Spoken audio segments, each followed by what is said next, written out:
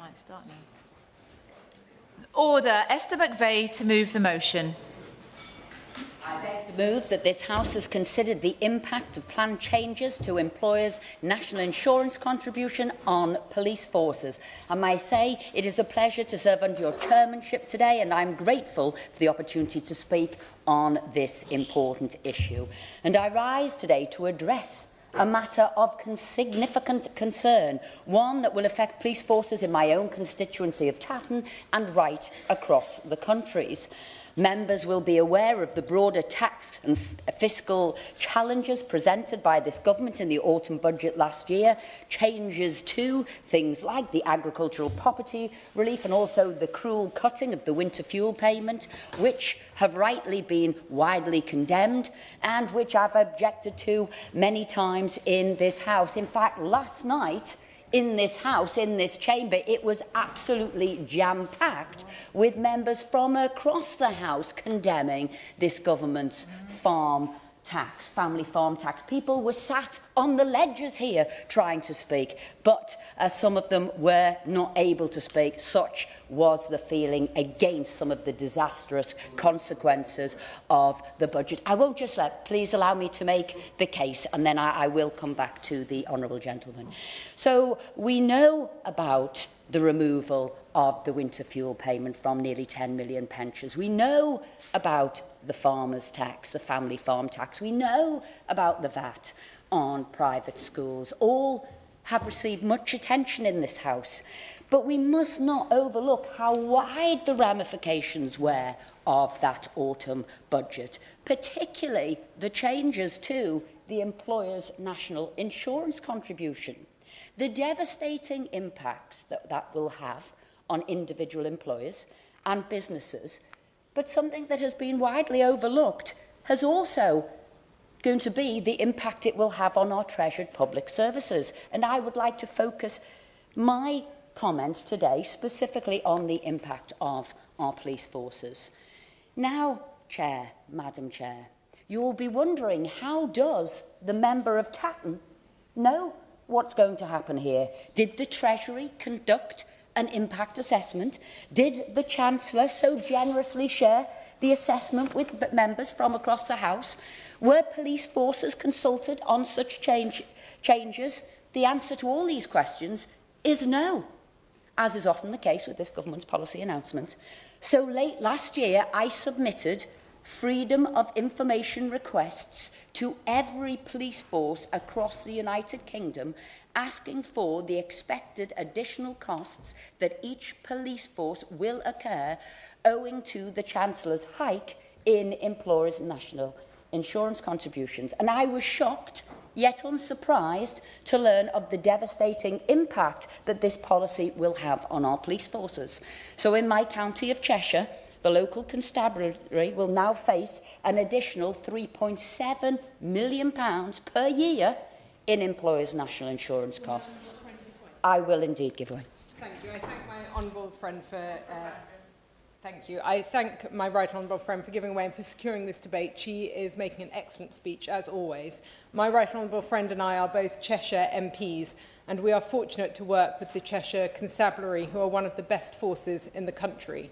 However, like me, she will know the challenges that Cheshire Police face in the area of rural crime. Given the changes to employers' national insurance contributions, as she says, are estimated to be costing the force £3.7 million, does she share my concern that this could have a significant impact on rural crime in particular, especially if cuts are made or funding diverted away from rural into urban areas?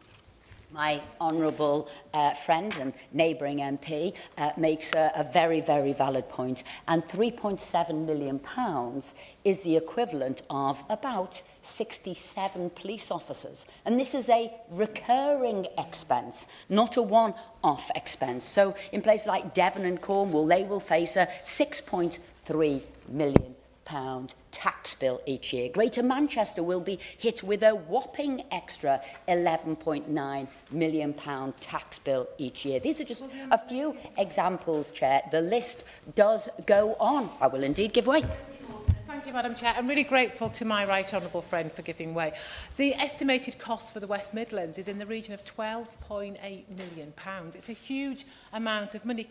Does she agree with me, though, that the thing about this government they don't seem to understand is when you put the pressure of national insurance onto, say, businesses, you can't squeeze and squeeze profit margins. In the end, it goes on. It will impact upon employment, training, etc. When it comes to the public sector, again, if you keep squeezing and squeezing, that money has to come from somewhere. So does that mean reduced public services, fewer, in this case, police officers, or is the burden going to come back on the taxpayer?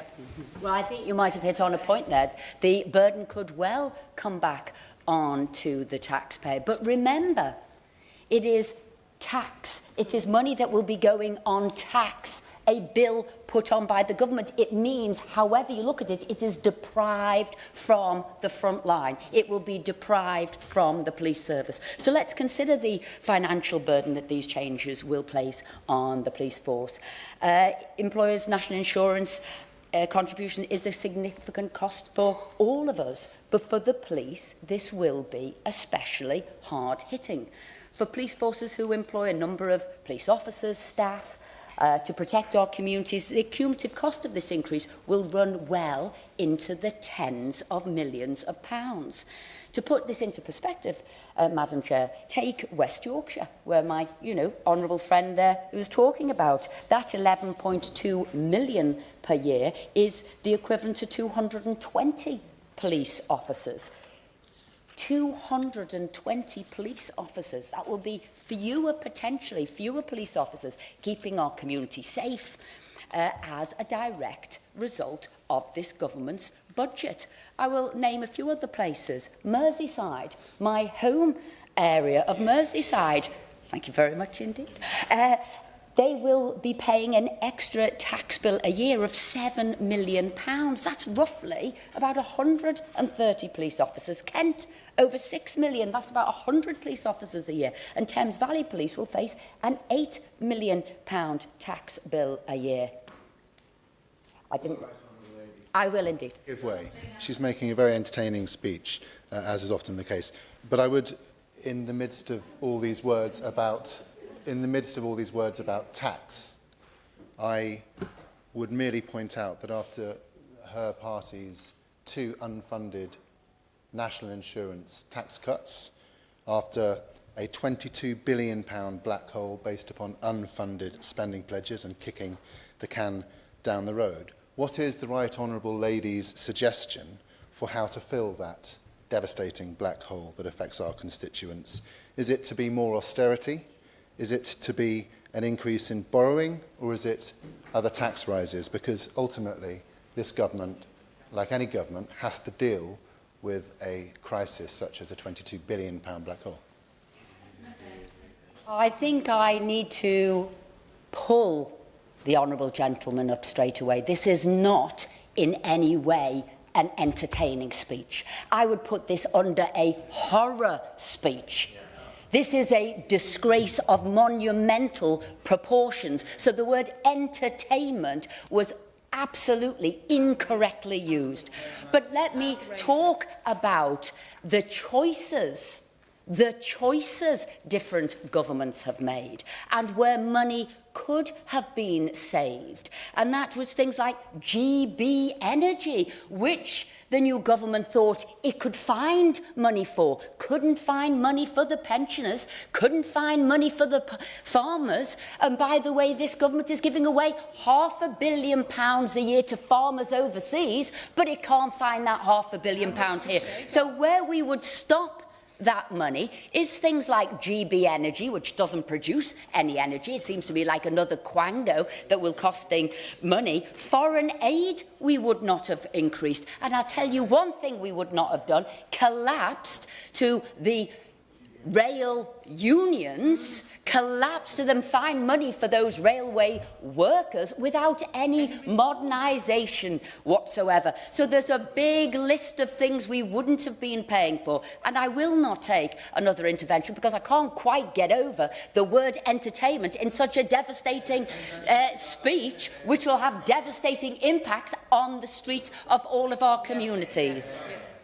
Now, there is a real risk that we will have to, or the police forces will have to scale back on recruitment, not entertaining.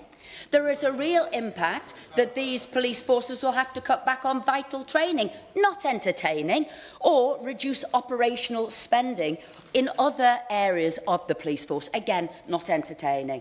These decisions could have serious consequences for the police service's ability to deliver an effective police force. The planned increases will also make it for police forces, I reckon, to recruit new officers, particularly in areas where the cost of living is already high. The government has committed to recruiting more officers, and yet these recruits will be undermined now by these fiscal pressures through taxation. So a common theme of this government, Madam Chair, is their lack of foresight. They failed to consult with backbenchers, with public services, with other government departments before steamrolling ahead with such policies. They failed to understand the impact of the rise in employers' national insurance costs on our public services, a mistake so basic it is sometimes hard to comprehend.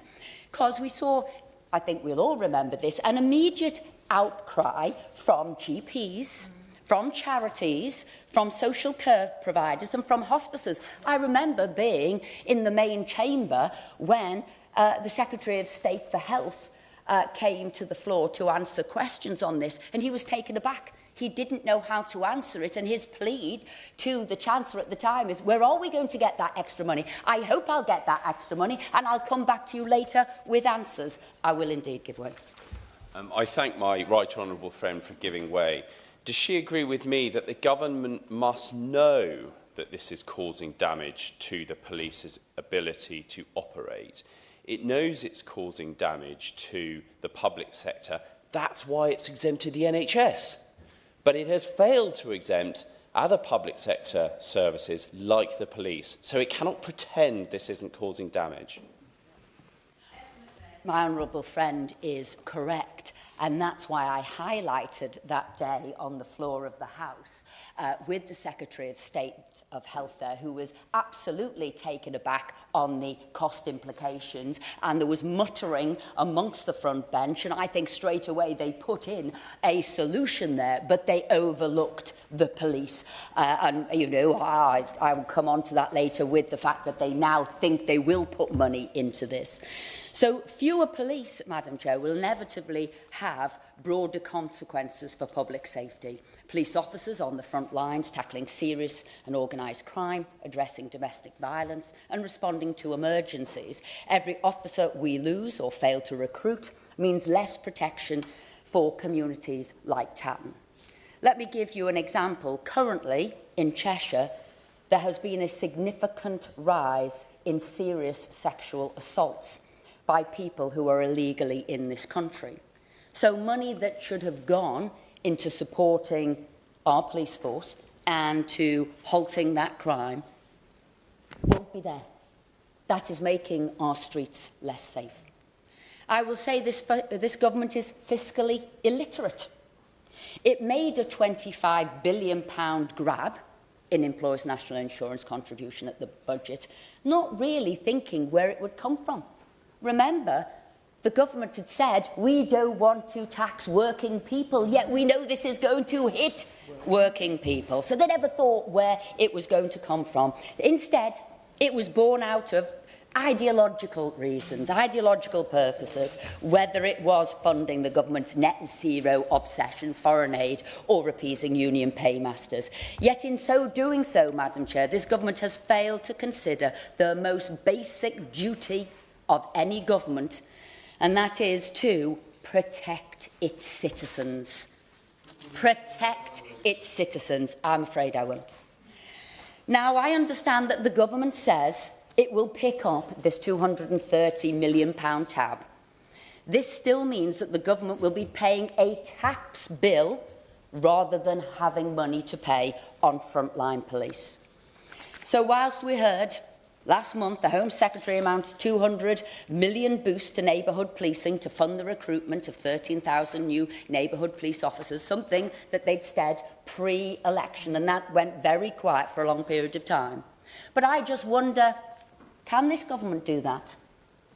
The numbers are very, very similar, aren't they? 200 million for 13,000 new neighbourhood police officers, and yet it's given itself 230 million a year in a tax bill.